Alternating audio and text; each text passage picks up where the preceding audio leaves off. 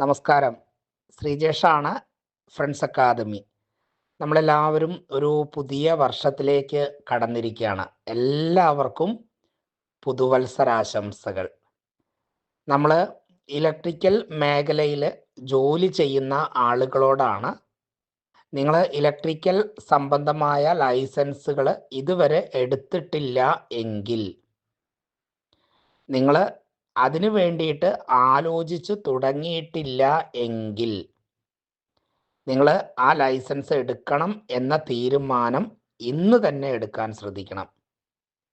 നിങ്ങൾ ഈ വീഡിയോ മുഴുവനായിട്ട് കാണണം, മാക്സിമം നിങ്ങൾ ഷെയർ ചെയ്യണം.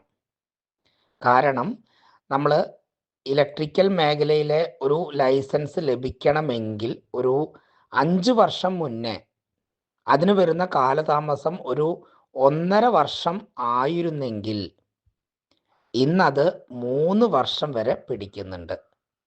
അതായത് നിങ്ങൾ ഇന്ന് തീരുമാനം എടുത്തു കഴിഞ്ഞാൽ, നിങ്ങൾ ഇലക്ട്രിക്കൽ മേഖലയിൽ ജോലി ചെയ്യുന്ന ആളാണെങ്കിൽ നിങ്ങൾക്ക് ഇലക്ട്രിക്കൽ സംബന്ധമായ ലൈസൻസ് കിട്ടണമെങ്കിൽ ഇന്ന് ഈ 2026 നിങ്ങൾ തീരുമാനം എടുത്താൽ മിനിമം 3 വർഷം സമയം എടുക്കുന്നുണ്ട്.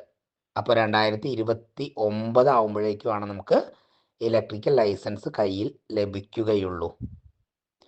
അപ്പോൾ ഈ ഒരു സാഹചര്യം വളരെ ഒരു ഗൗരവപരമായ സാഹചര്യത്തിലൂടെയാണ് നമ്മൾ യാത്ര ചെയ്തുകൊണ്ടിരിക്കുന്നത്.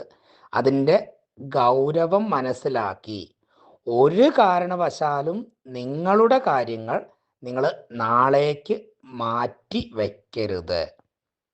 അത് പറയുന്നതിന് വേണ്ടിയിട്ടാണ് ഞാൻ ഈ വീഡിയോ ചെയ്തിട്ടുള്ളത്.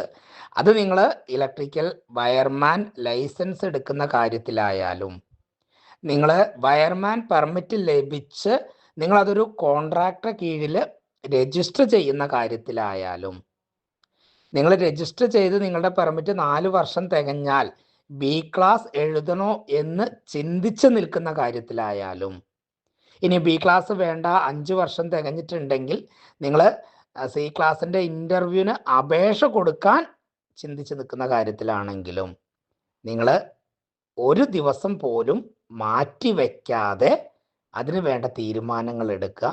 നമ്മുടെ കാര്യമാണ് എന്ന ചിന്താഗതിയിൽ നിങ്ങൾ ചിന്തിക്കുക.